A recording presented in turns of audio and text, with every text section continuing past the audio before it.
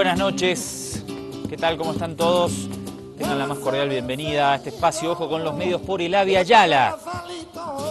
Hoy con esa linda música andaluza, un poco de flamenco andaluz. Faltan 16 días para las elecciones presidenciales de España. Y hoy ha comenzado la campaña. Ahí estaba Diego El Cigala, un crack, haciendo música del sur de España. Y esa zona tan influenciada por la invasión árabe. Durante varios siglos estuvieron allí presentes y evidentemente que han dejado su marca. Muy diferente la cultura del sur de España, evidentemente a la del norte. Quiero empezar hoy con el noticiero otra vez de la televisión española para ver la campaña, el inicio de la campaña, cómo lo muestran ellos. Y después quédate porque hay una cuestión muy especial que es que te vamos a presentar, vamos a trazar un perfil y vas a conocer a detalle el perfil político público de Pablo Iglesias, quien aparece segundo sorpresivamente en las encuestas. Pero empecemos con el noticiero y la presentación de lo que es el inicio de la campaña, 15 días nada más, una campaña muy cortita, la que habilita la Constitución española de cara a las elecciones. Vamos a ver el inicio, dale. Hablamos ya del primer día de la campaña del 26 de junio hasta el 24 de este mes. Los candidatos recorrerán cientos de kilómetros para convencer al electorado. La primera parada de la caravana del Partido Popular ha sido en la provincia de Alicante, primero en Santa Pola y después en Torrevieja. Los socialistas han hecho campaña puerta a puerta en Móstoles, en Madrid.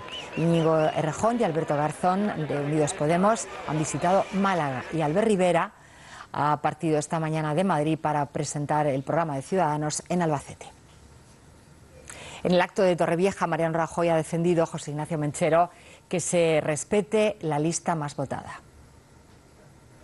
Sí, y lo ha dicho después de pasar en esta primera jornada de campaña por dos municipios como Santa Pola y Torrevieja, donde el PP ganó las pasadas elecciones municipales y además lo hizo rozando el 40% del voto y sin embargo no gobierna después de que el resto de partidos unirán sus fuerzas para evitarlo, ya que ha destacado negativamente el papel en esas alianzas de Ciudadanos. Rajoy, por contra, ha pedido el voto para el PP, dice que es un voto fiable, que se sabe a dónde va a ir y que con quién va a pactar, con quién pactarías con ese respaldo. Rajoy también ha sido crítico con el papel de esos gobiernos emergentes, de esos gobiernos del cambio. Ha dicho no solamente la Comunidad Valenciana, también su papel en otras ciudades españolas como Barcelona y Madrid, porque su modelo, asegura, pone en peligro la recuperación económica. Bueno, ahora vamos a ver a continuación a Rajoy, y fíjate porque sigue esta cuestión de poner en primer lugar a Rajoy y en segundo al PSOE, cuando quien, insisto, aparece segundo en las encuestas es Pablo Iglesias. Lo que intentan es levantar la candidatura del PSOE para que salga segundo. Y después, presta atención, porque Pablo Iglesias va a hablar en términos muy duros del tratamiento que recibe por parte de la televisión pública española, y no solo de la nacional, sino de algunas que son regionales. Vamos a escuchar ahora a Rajoy, y Rajoy sí pone como principal contendiente al líder de Unidos Podemos, Pablo Iglesias. Cuando nombra las amenazas, lo vas a ver a continuación, que se ciernen sobre la sociedad española, al primero que nombra es a Pablo Iglesias y lo relaciona con el gobierno griego. Míralo.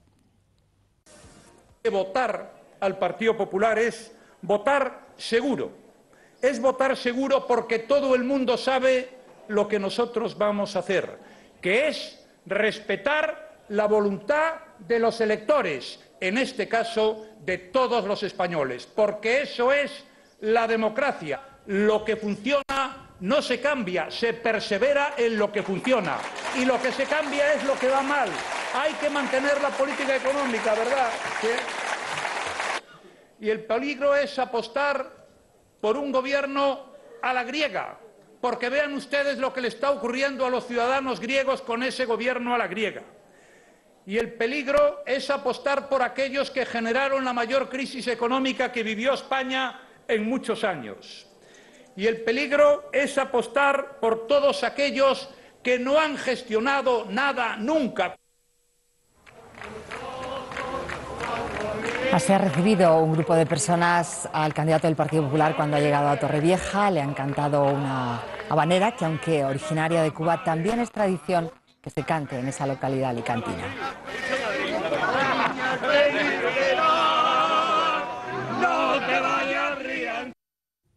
Primera amenaza, los que quieren hacer de España una España a la griega, Pablo Iglesias. Segunda, los que llevaron a la crisis de España durante tantos años, o sea, el Partido Socialista Obrero Español. Rajoy lo tiene más claro que la televisión española. Veamos ahora las presentaciones de la campaña del PSOE y de Podemos. El candidato del PSOE, Pedro Sánchez, ha apostado por una campaña cercana para presentar su programa. Ha pedido el voto puerta a puerta en la localidad madrileña de Móstoles. Voto a voto, el candidato socialista a la Moncloa ha optado por explicar su programa pateando las calles hoy en Móstoles, Madrid, donde gobierna el PSOE. Lo importante es hacer una campaña de cercanía, una campaña donde podamos explicar nuestras propuestas y que la ciudadanía vea que merece la pena votar, que merece la pena cambiar las cosas en este país. Y una de las propuestas que yo me presenté al discurso de investidura con ella, el 2 y el 4 de marzo, era aprobar un ingreso mínimo vital para los 720.000 hogares que no tienen ninguna prestación. ¿Va a votar usted? Hombre, ¿El próximo 26? No? Sí. Un puerta a puerta para arañar cada voto que sea posible, intentando movilizar a los suyos y también a los que no lo son tanto. Necesitamos movilizar a todo el electorado. Por supuesto. Yo movilizo a todo el mundo que hace falta. ¿Vas a votar el 26? Sí, siempre hay que hacerlo. ¿Y vas a apostar por nosotros? Puerta a puerta, dice Pedro Sánchez, para convencer a los progresistas y socialistas de que si van a votar el 26J, el PSOE ganará. En Málaga, la ciudad natal de Alberto Garzón ha hecho parada la caravana de Unidos Podemos. Ha sido un acto, Ana Martín, en el que también ha estado Íñigo Errejón. Sí, los dos han dicho que su reto es devolver las instituciones al pueblo. Han sido muy críticos con las políticas del PP y han advertido que responderán con una sonrisa a aquellos que intenten ponerles las zancadillas o que hagan campañas del miedo contra ellos. Dicen que salen a ganar y que no conseguirán dividirlos por muchas etiquetas que les pongan. Los que defendemos la soberanía nacional, los que defendemos las instituciones, los que defendemos la democracia y los que decimos que patriota es aquel que cuida de su gente, no el que se lleva después el dinero a Panamá, no el que se lleva el dinero de todos a Suiza. En 2 semanas que tenemos, vamos a por ellos porque es la esperanza de nuestro país, es la esperanza de nuestra gente y construiremos una sociedad más justa, una sociedad que será también una sociedad republicana. Ese era Alberto Garzón, líder de Izquierda Unida, que se unió en esta alianza con Podemos, y específicamente es el segundo de Pablo Iglesias, por figurarlo de alguna manera. Y hay un dato que aporta ahí al final que es fundamental. Habla de una España republicana. Recuerden ustedes que hubo una guerra civil por el tema república o monarquía en España en la segunda mitad de la década del 30 del siglo pasado. Se había instalado una república, se había abolido la monarquía y hubo un levantamiento fascista liderado por Francisco Franco, que finalmente, después de una sangrienta guerra interna, se impuso el fascismo en España hasta el año 75, que falleció el dictador. Quedó siempre esa batalla y se reinstaló la monarquía, obviamente, y quedó esa batalla pendiente entre ¿somos una república o somos una monarquía como es actualmente? Fíjate, porque hace algunos meses, este es un material de archivo, hubo un debate muy interesante entre un senador de Izquierda Unida, el espacio de Alberto Garzón, a quien recién veíamos, y Soraya Sáenz de Santa María, del Partido Popular, seguidor o heredero del franquismo, si querés, y actualmente en ejercicio de gobierno, vicepresidenta de Mariano Rajoy. Vamos a recordar eso porque me parece que esta batalla dialéctica, conceptual, ideológica, sistémica, es muy importante en este momento en España. La vemos. Señora vicepresidenta, la pregunta es si tras el anuncio del jefe del Estado de su voluntad de abdicar, piensa el Gobierno de la Nación, al amparo de lo establecido en el artículo 92 de la Constitución española, someter a referéndum la forma de Estado, dando así la oportunidad a los ciudadanos de decidir sobre la fórmula republicana o monárquica del Estado. Muchas gracias, senador Iglesias. Señora vicepresidenta. Muchas gracias, señor presidente. Senador, nuestra Constitución establece en el artículo 57.5 que la abdicación del rey ha de resolverse mediante una ley orgánica. Esta mañana el Gobierno ha aprobado un proyecto de ley que ha remitido a las Cortes Generales para este fin y que será debatido en ambas cámaras. Como ve, el Gobierno cumple con la Constitución, cumple con las previsiones constitucionales. En esta circunstancia y en todo caso es nuestra obligación y la obligación de todos los que tenemos alguna tarea representativa en esta Cámara y en cualquiera. Muchas gracias.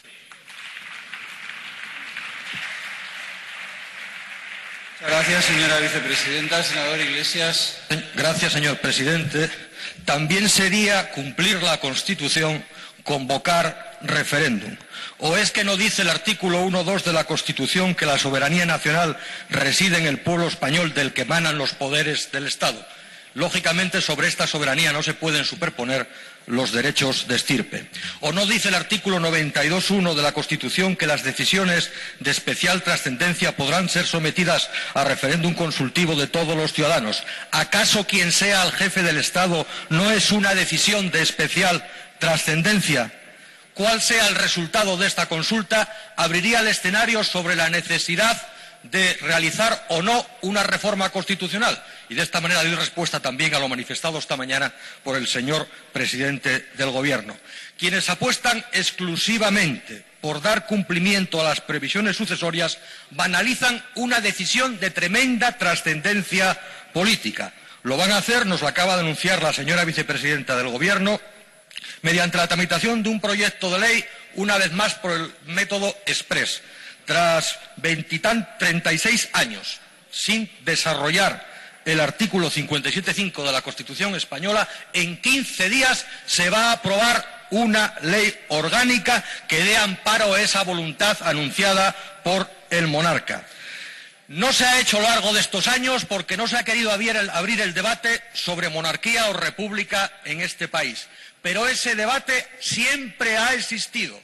Y hoy, en los últimos tiempos, está en la sociedad con más fuerza, esa sociedad que reclama más democracia y más participación. Y ello no se va a resolver con un cambio de la figura del monarca.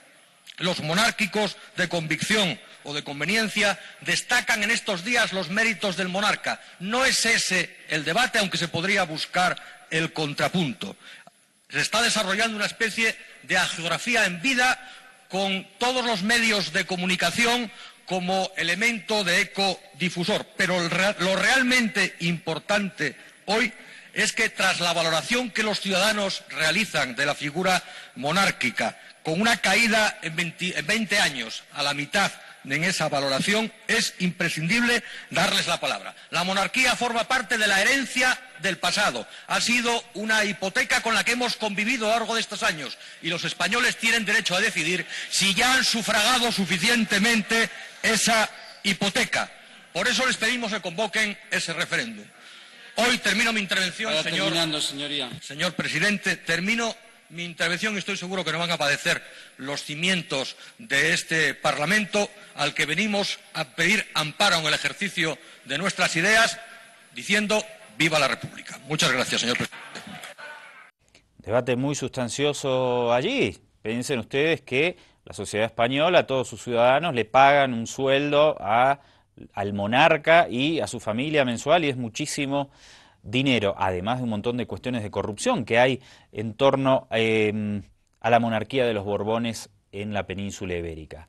Tema de discusión profundo y cuidado, porque claro, a Pablo Iglesias, los partidos tradicionales, y lo vamos a ver ahora en un ratito, le van a decir, usted quiere salir de este sistema que tenemos de monarquía constitucional y volver a la vieja república, y con eso rememoran de alguna manera el conflicto de la guerra civil que tantas vidas ha costado. A la vuelta del corte, imperdible el material para que conozcamos muy de cerca y con material muy interesante. Vamos a ver cómo los medios de comunicación le hacen un bombardeo muy potente al candidato de Unidos Podemos, quien aparece segundo en las encuestas, el progresista Pablo Iglesias. Dale.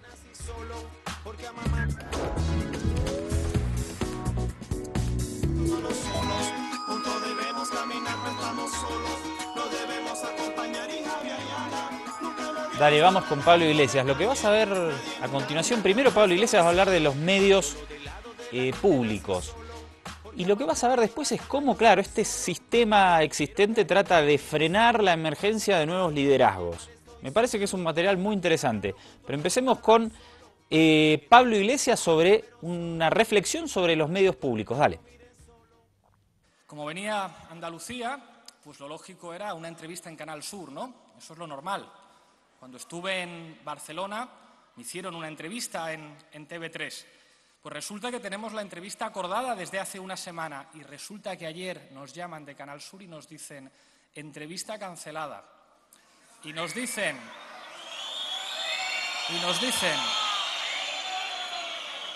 algunos amigos trabajadores de Canal Sur que el problema es que la jefa, doña Susana, se había enterado. Llamada telefónica, no se entrevista en mi televisión a Alcoletas.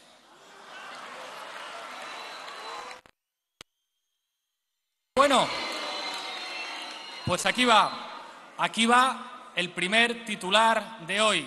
El Canal Sur de Susana Díaz ha vuelto a dar la campanada. Luego dicen que no son iguales. ¿Cuál es la diferencia con esa televisión española de Rajoy que tiene miedo a entrevistarnos, que nos organiza encerronas? ¿Cuál es la diferencia con la Telemadrid de Esperanza Aguirre? No puede ser que las televisiones públicas sean el cortijo privado de partidos. Una televisión pública es un servicio público, no importa quién gobierne. Y entonces lanzaremos un reto. Parece que la señora Susana Díaz manda más que Pedro Sánchez y parece que es más valiente. Pues bien, señora Susana, le invito a usted a que tenga un debate conmigo en televisión, a ver si usted se atreve. El que está claro que no se atreve es nuestro amigo Pedro Sánchez. Sabéis que ha estado en Estados Unidos. Hay una canción de los Clash que decía Lost in the Supermarket. Parece que Pedro Sánchez está lost in the USA. Lost in the USA y probablemente loser in Spain. Segundo titular. Pedro Sánchez está perdido.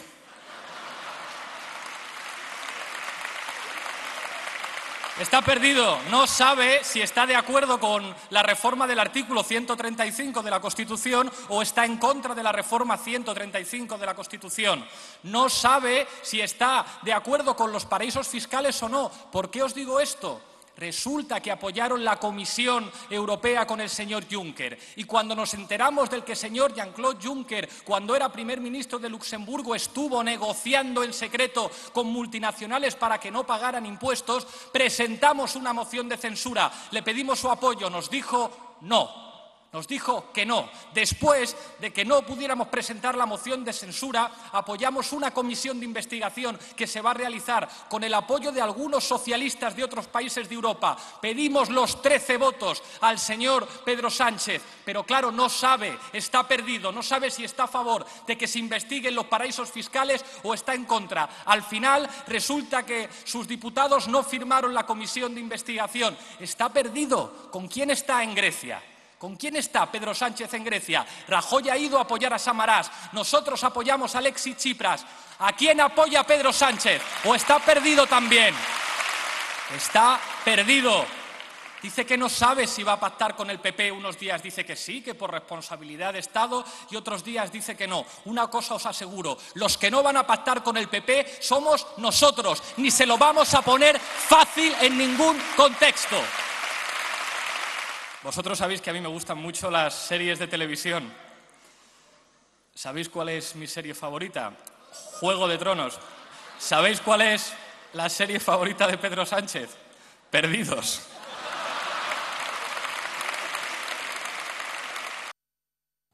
Ahí vamos conociendo el perfil de Pablo Iglesias. Prestale atención, la labor compleja que tiene de presentarse ante la sociedad desde un lugar de progresismo, cuando él lo decía, nos atacan, nos hacen encerronas desde los medios públicos, porque es así. Vamos a ver ahora una de esas encerronas que le quieren hacer en la televisión española, la televisión estatal, con la presencia de una periodista del periódico ABC, típico periódico caracterizado por tener una línea ultraderechista y súper en contra de los procesos de cambio en América Latina. Vamos a ver esa escena. Quería preguntarle también por el Ayuntamiento de Madrid. A mí personalmente me parece que usted lleva razón en pedir 100 días para ver cómo es la labor de Manuela Carmena como alcaldesa. Lógico, así se hace. Lo que pasa es que lo que hemos visto de los concejales, varios concejales, numerosos, de Podemos en el Ayuntamiento, reviste esos tweets, esos mensajes, revisten como odio, un pozo de violencia que a muchos madrileños, incluso gente que ha votado a Carmena, les preocupa en estos momentos. ¿Usted cree que es normal ese odio, ese afán de revancha, esa violencia dialéctica? Yo creo que a los ciudadanos de Madrid las cuentas que les preocupan no son tanto las cuentas de Twitter como las cuentas en Suiza y las cuentas en Andorra. Y no hay que olvidar que la señora Aguirre es la señora de los 200 contratos de la Gürtel. Y no hay que olvidar tampoco que, bueno, al fin y al cabo, aquellos que están muy preocupados por los que alguien que no ejercía ningún cargo público escribió en una cuenta de Twitter hace 5 años, son los que han estado robando a manos llenas a los ciudadanos a través de las instituciones, convirtiendo las instituciones en un espacio para enriquecer a sus amigos. Creo que demuestran poca imaginación si todo lo que pueden hacer contra nosotros es revisar qué escribió no sé quién en una cuenta de Twitter hace 5 años. Creo que los ciudadanos no se dejan engañar fácilmente y aquellos que han estado robando a costa de la gente creo que lo van a tener muy difícil y que el gobierno del Ayuntamiento de Madrid va a ser un ejemplo. Yo no estoy revisando ninguna cuenta de nadie, pero no me gusta tener concejales que me dan miedo. No sé si usted lo entiende. Yo estoy convencido que a usted le da mucho más miedo que nuestro ministro del Interior homenajee a la División Azul con fondos públicos. Seguro que eso le da más miedo y le preocupa más que lo que escriba alguien en una cuenta de Twitter. ¿A que sí? No, me preocupa los concejales. Más la cuenta de Twitter que el ministro del Interior no, homenajea me preocupa a los que haya nazis. unos concejales... O sea, pero ¿no le preocupa a usted entonces? Contésteme a la pregunta. Que el ministro del Interior con dinero público homenajea al ejército nazi, ¿eso no le preocupa y no le da miedo?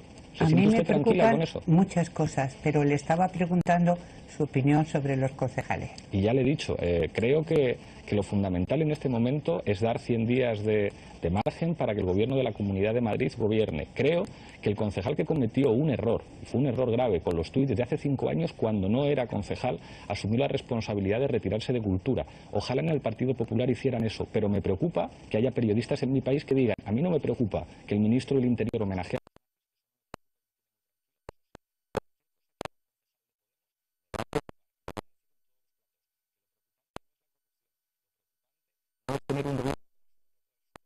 Lo preocupante es lo que hagan los concejales de Podemos, y eso es lo que da miedo. Yo creo que a los ciudadanos les da miedo el paro, les da miedo los desastres.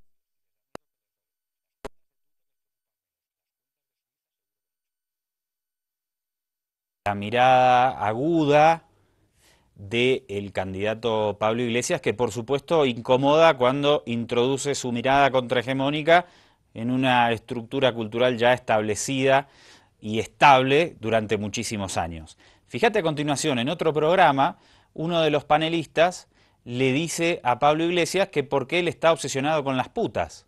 Y recibe la respuesta dura de Iglesias. A ver.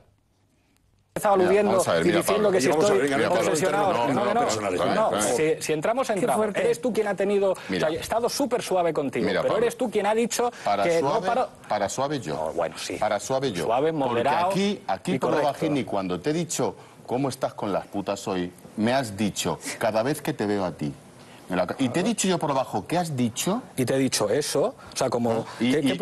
¿Tú sabes lo que estás diciendo, chaval? ¿Tú sabes lo que estás diciendo? No me llames chaval, no me llames chaval. Vale, caballero, usted sabe lo que está diciendo. Mejor, mucho más correcto. Yo no te puedo llamar chaval y tú dices que te acuerdas de las putas cuando me miras a mí. Claro, porque tú has dicho que qué obsesión tengo con las putas, claro. No, pero vamos a ver. ¿Quién ha empezado con la provocación? Mira, paso a discutir. Vamos a ver, pero además... Te vas a levantar también aquí, Germán, no, pero vamos a ver. No puedes, Pablo. Ya, pero aquí no, ¿verdad? ¿Me voy a quedar qué? Ya nos conocemos. ¿Me voy a quedar ahora? Venga, hombre, por favor, no tengo que discutir. No vayamos por estos derroteros que además no tienen que ver con el debate que estamos manteniendo.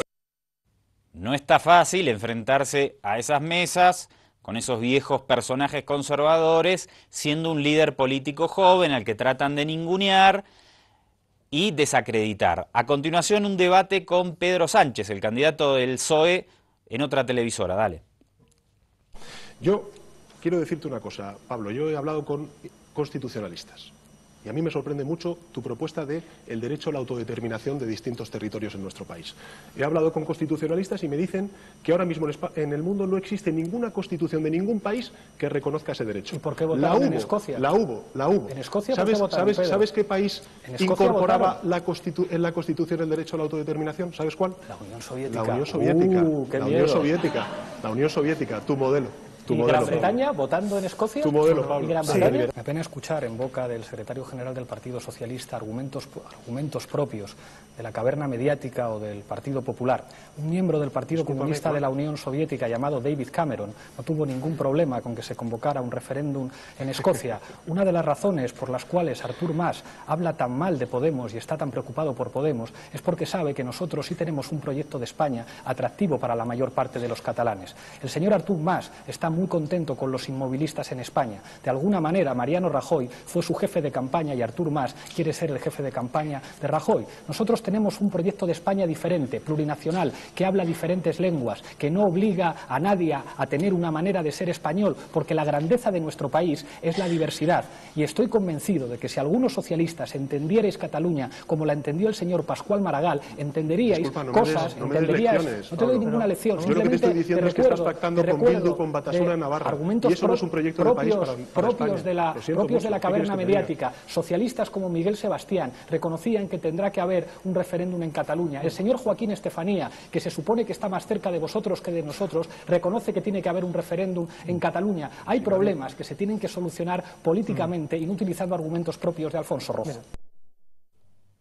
Filoso el hombre y compleja la situación de España, donde hay muchas regiones que pretenden o autonomías más amplias o un régimen independentista. Eso está en debate también y torna mucho más compleja la puja interna de los partidos en España.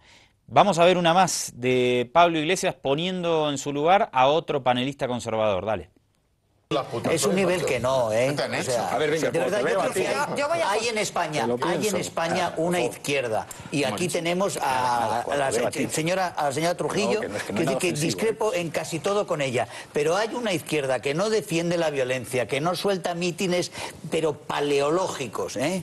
O sea, desde luego el paleocomunismo este de alpargata que nos quieren presentar ahora, que aparece por todas las televisiones y realmente es arqueológico ya, es un discurso que no puede ser, de verdad, que a estas alturas sé que habéis tomado, gracias a vuestro querido Carlitos Berzosa primero, y con Carrillo también tenéis una universidad fantástica donde tenéis ese discurso, una serie de gente, pero es un discurso que no existe ya, que no existe en Europa, que no existe en el mundo, que en el tercer mundo prácticamente se ha agotado, que se os va a hundir Cuba, se os va a hundir Venezuela y no os queda nada, aparte de una serie de personajes siniestros por ahí en Zimbabue, en Corea del Norte, a abrazaros como Cayo Lara ahora sus juventudes que van a Corea del Norte a buscar ejemplos. Esos son los ejemplos que nosotros tenemos en la universidad dando clases a nuestros hijos. Nuestros hijos van a la universidad y hay una serie de profesores como tú y como Bestringe que les dan clases, una cosa aterradora. Es casi da tanto miedo como un juez Garzón. Una pregunta muy rápida. ¿Tú cuántas matrículas de honor tuviste en la universidad? Ninguna, jamás. Vale. Jamás. Muchas. Pero desde luego, por suerte, en el sistema educativo yo puedo dar clase y cuando mande ver dará clase gente como tú, que no tiene matrículas de honor ni buenos expedientes, pero tienen dinero. Pablo, ese es el modelo que estáis defendiendo. Vamos a hacer un corte y a la vuelta hay más de estos materiales, un debate muy picante también con Pedro Sánchez, pero no en un set televisivo, sino en la magistratura, en la legislatura, perdón, española. Lo vemos a la vuelta, dale.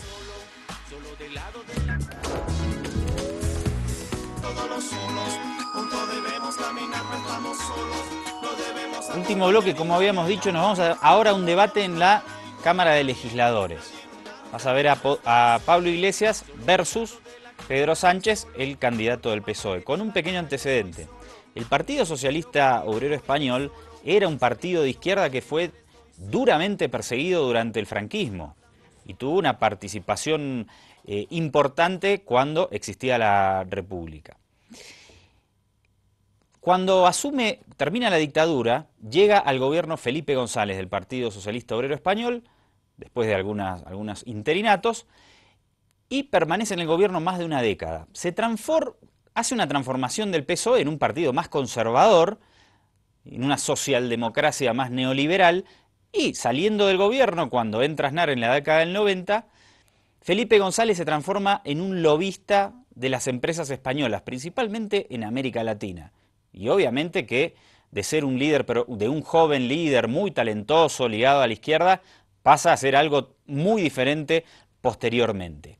Te lo cuento porque va a aparecer en el debate la figura de Felipe González. Vamos a verlo, dale. Tengo un enorme respeto por las siglas que usted representa, señor Sánchez. Son las siglas que fundó un socialista ejemplar, un socialista con principios. Son las siglas que representaron hombres y mujeres de talento y dignidad irrepetibles, como Margarita Nelken, como Indalecio Prieto o como Juan Negrín. Son las siglas del partido de mi abuelo, socialista de una época en la que ser socialista llevaba antes a la cárcel y al pelotón de fusilamiento que a los consejos de administración de las grandes empresas.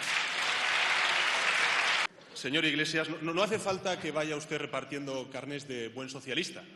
Ni tan siquiera hace falta que sea tan duro con el Partido Popular. Tan solo basta con que no vote con ellos. Tan solo. Lo que están haciendo ustedes, señor Sánchez, es dar carta de naturaleza al fraude y favorecer la precariedad. De seguir así, cediendo a la presión naranja, no se extrañe si cualquier día los trabajadores le exigen que entregue la S y la O de sus siglas, señor Sánchez.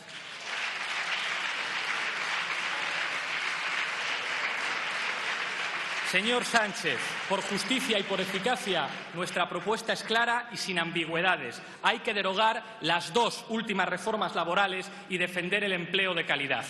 Por cierto, que en ese documento que ustedes presentaron, de casi 200 folios, ustedes abren la puerta también al derecho a la autodeterminación de otros territorios. Dice textualmente que así lo pidan históricamente.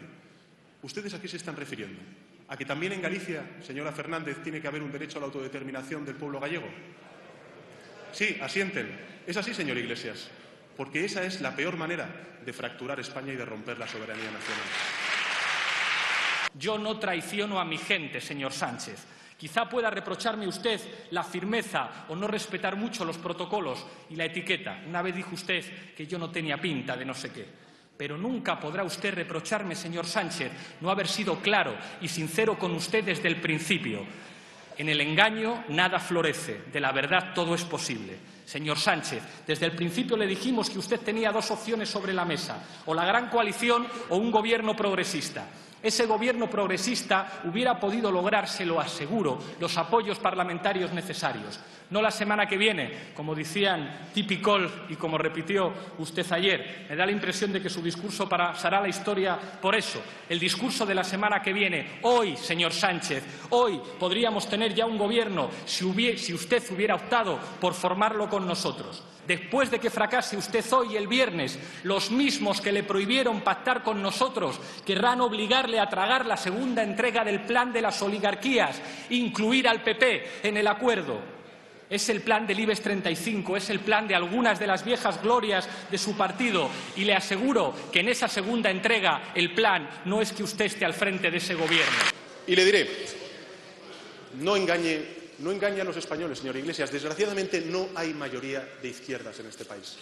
Y en esta Cámara no hay mayoría de izquierdas. Somos 161 diputados y enfrente tendríamos 163 diputados, salvo que usted, señor Iglesias, lo que quiera es hacer descansar la gobernabilidad de España en Esquerra Republicana y en Democracia y Libertad. Y yo, señor Iglesias, con todos los respetos hacia Esquerra Republicana y Democracia y Libertad, con todos los respetos, señorías, con todos los respetos, pero no compartimos el mismo proyecto. Ustedes quieren romper la Constitución y la independencia de Cataluña y de España y nosotros no queremos eso, señorías. Por eso, con todos los respetos, señor Iglesias, lo que me pregunto es si Democracia y Libertad es más o menos de derecha que el Partido de Ciudadanos.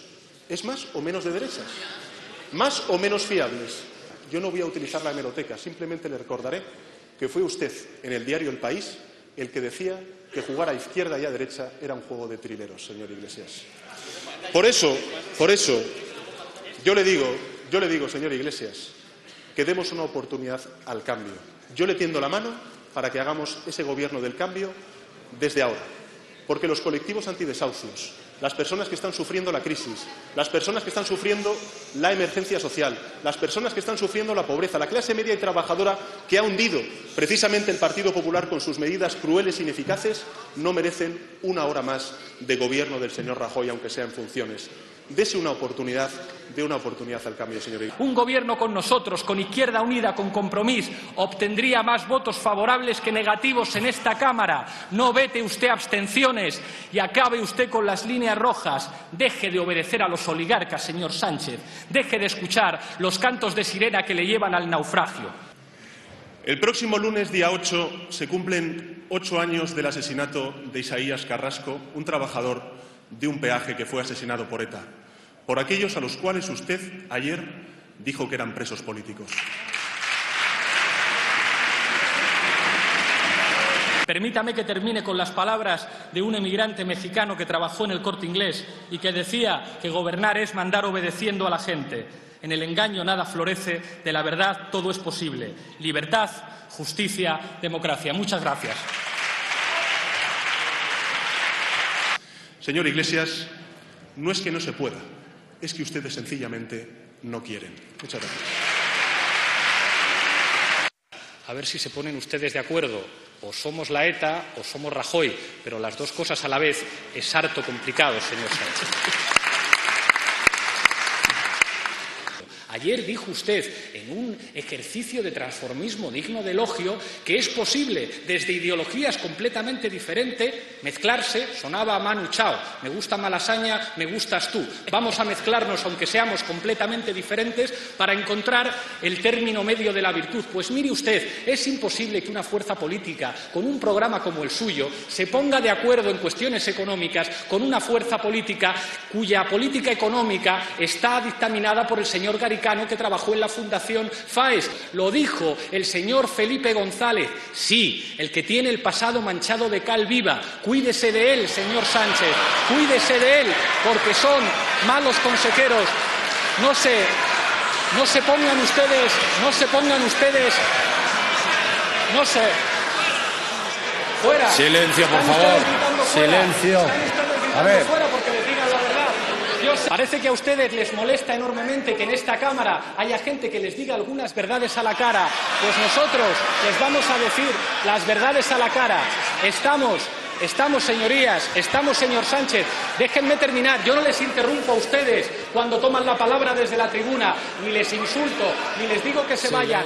Guarden ustedes formas, no porque sean ustedes educados, sino al menos por respeto a los ciudadanos que nos están viendo. Es patético tener que ver en una Cámara de Representantes, ver cómo se interrumpe a ver. La palabra. Vamos a ver. Le pido su amparo, señor presidente, para poder terminar mi intervención. No, tu tiempo ya había terminado, señor Iglesias. Sí, los 3 minutos habían terminado. Y por Querido lo tanto... Pachi, no sabía que nos íbamos a tutear, pero si nos tuteamos no hay ningún problema. Así que, Pachi, te pido por lo menos 15 segundos para terminar la intervención. No, he sido más que generoso, y lo sabe, en su primera intervención. Señor presidente, ahora que volvemos al usted, no he podido terminar mi intervención porque los miembros del Grupo Parlamentario Socialista me lo han impedido. Si usted me retira del uso de la palabra, lo acepto disciplinadamente, pero creo que es un mal precedente en esta Cámara. Muchísimas gracias. No. En primer lugar... Bueno, muy bueno el debate, muy picante, muy irreverente, evidentemente, la figura de Pablo Iglesias y con mucho contenido. En la última que vamos a ver a continuación, volvemos a los sets televisivos y le van a preguntar si él es comunista o no. Obviamente con la intención de demonizarlo, ligarlo a la Unión Soviética, como ya lo hizo antes Pedro Sánchez, etcétera, etcétera. Vamos a verlo, dale. Yo quiero entrar en los principios políticos, ya que se ha hablado ya de las cuentas que ha explicado maravillosamente nuestro experto Hervás. ¿Cuándo y en qué circunstancia abandona usted su ADN comunista para abrazar la socialdemocracia? Supuestamente, porque en usted muchas cosas hay que suponerlas por ahora, por lo menos.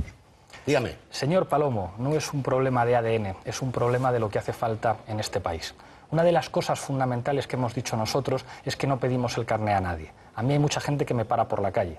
Gente que me dice, yo he votado al PP toda mi vida y os voy a votar a vosotros, a los de Podemos, porque vais a los debates con datos, porque sois gente honrada, porque hay que limpiar este país ya. Nosotros estamos proponiendo un programa del sentido común y claro claro que yo tengo una tradición, claro que yo soy hijo de mis padres y hay cosas que me emocionan, pero hay algo que es mucho más importante que lo que yo sea, y es que tengamos un país un poquito mejor, que podamos recuperar unos mínimos elementos de decencia frente a una casta de sinvergüenzas que nos ha estado robando a manos llenas. Y eso es mucho más importante que los libros que me guste leer a mí o que las referencias sentimentales que pueda tener, que seguro que son diferentes a las del señor Palomo, que cada uno tenemos las nuestras. Yo no he hablado de referencias sentimentales, no he hablado de eso, le he preguntado si es usted comunista o no, porque aquí veo que forman 55 diputados, que la gente le interesa, si es leal, no hay...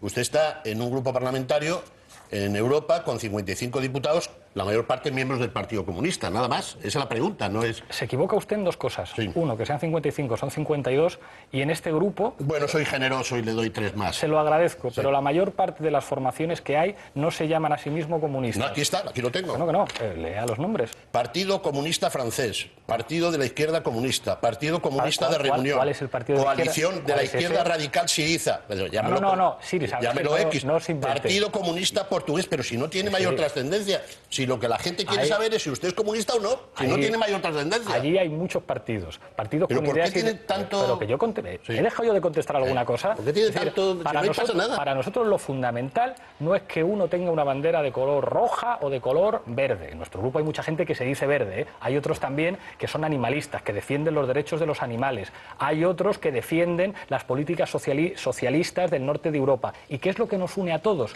Que defendemos la soberanía nacional de nuestros países, porque eso es lo que toca ahora. Que uno venga con la olla y el martillo es como si a mí me parece muy bien, sí, que tú tengas un póster de Lenin en tu casa o que tengas un póster de Eva Perón, me da exactamente igual. No estamos para esas tonterías ahora, estamos para sacar nuestros países adelante, y por eso nosotros estamos en un grupo que ha dicho una cosa que no han dicho ni los populares ni los socialistas. El señor Juncker ha sido responsable de que haya paraísos fiscales, llegando a acuerdos con multinacionales para que tributaran al 1% en su país, mientras en mi país hay gente que no puede llenar la nevera. Eso es mucho más importante que uno diga que si es comunista o que si ha leído a la Pasionaria. Lo que toca ahora, porque hay identidades que ya no funcionan, es ponernos a trabajar para tener un país más decente. Y por eso hay mucha gente que viene de la derecha y que dice estos de Podemos son decentes, aunque a lo mejor pues las lecturas de Pablo Iglesias en su juventud no sean las mías. ¿Hay rebote?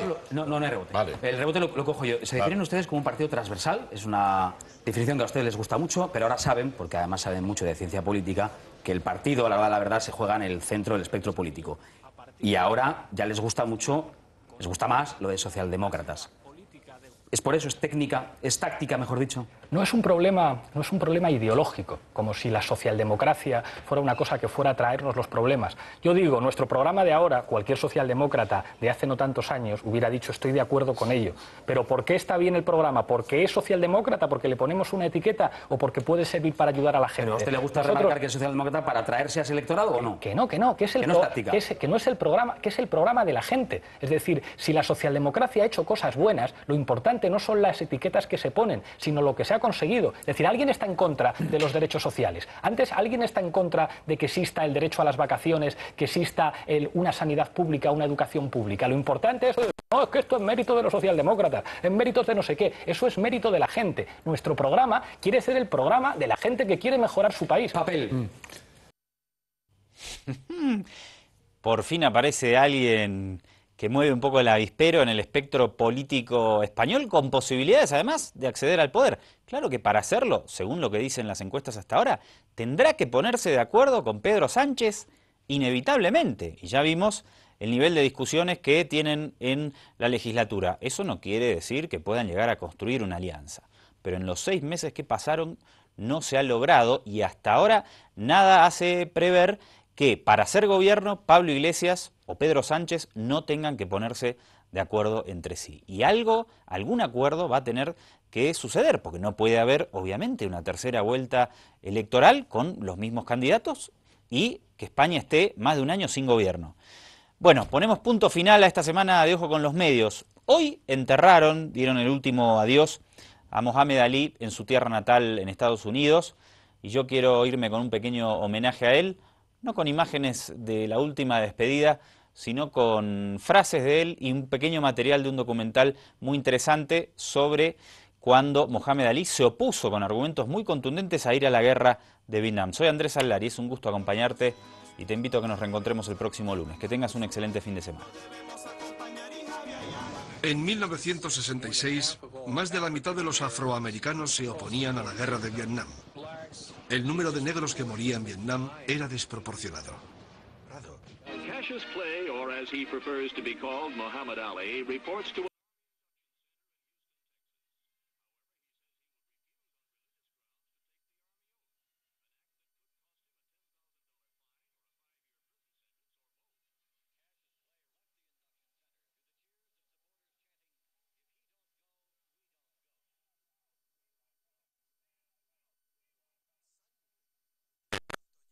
de cobardes negar la guerra de Vietnam. El superhombre, el campeón del mundo de los pesos pesados, el hombre más duro del planeta, también estaba en contra de la guerra.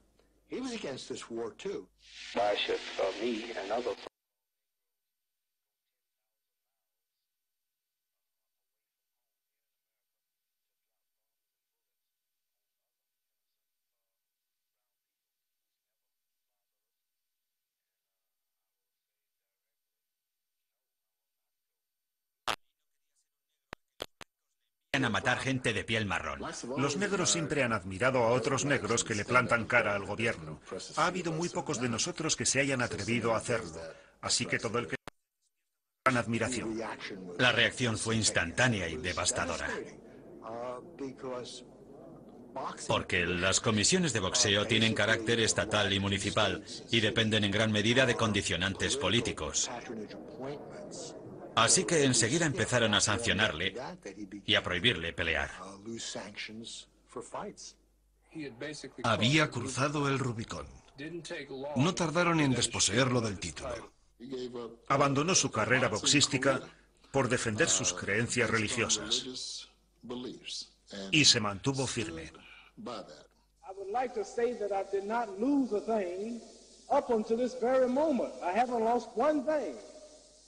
I have gained a lot. Number one, I have gained a peace of mind. I have gained a peace of heart. I now know that I'm in content with Almighty God Himself, whose proper name is Allah.